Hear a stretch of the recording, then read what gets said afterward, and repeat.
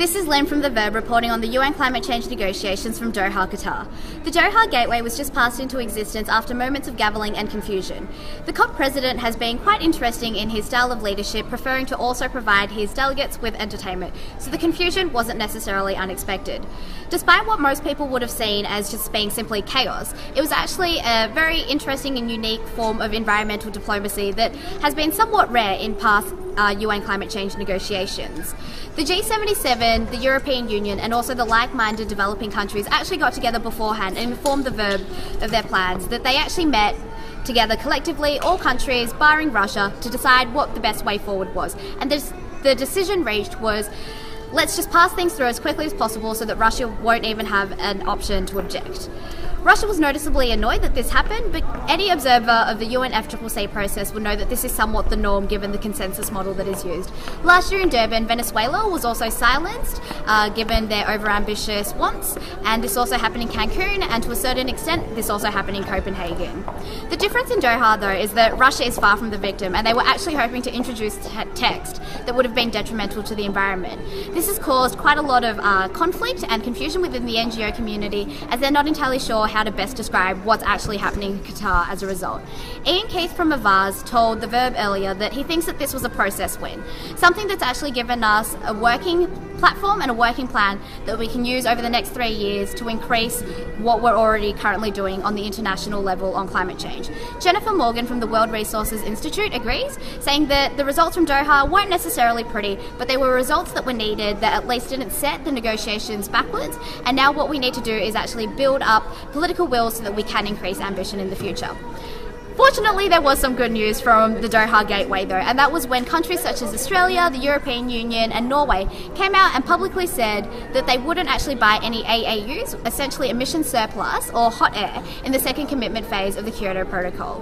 The Doha Gateway though, of course, as with all international treaties, wasn't all good news. Tim Gore from Oxfam called it a betrayal of developing countries who haven't even caused this problem.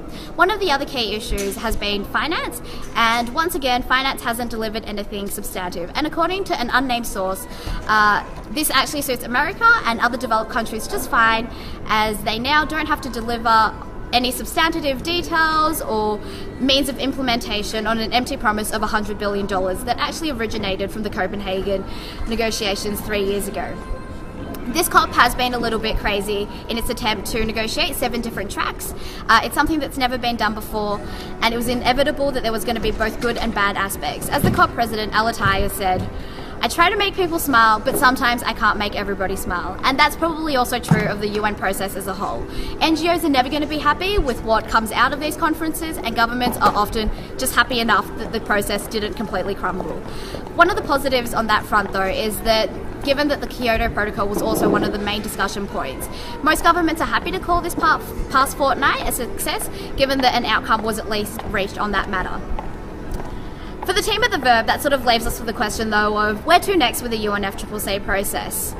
Despite the Qatari leadership having been lambasted by media and civil society and governments alike over the last fortnight, Wael Heinemann of the Climate Action Network actually came out saying that he thought that this conference was really important, as it brought the issue of climate change to the Middle East, something that is much more commonly associated with oil as opposed to renewable energies.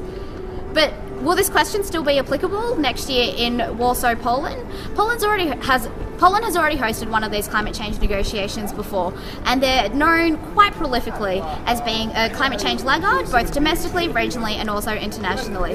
What role will Poland actually play in hosting these talks next year? Will that be another step backwards for the UNFCCC process? As the Verb wraps up our coverage in Doha, Qatar, we'll be answering and exploring many of these questions, so make sure you check out www.theverb.org.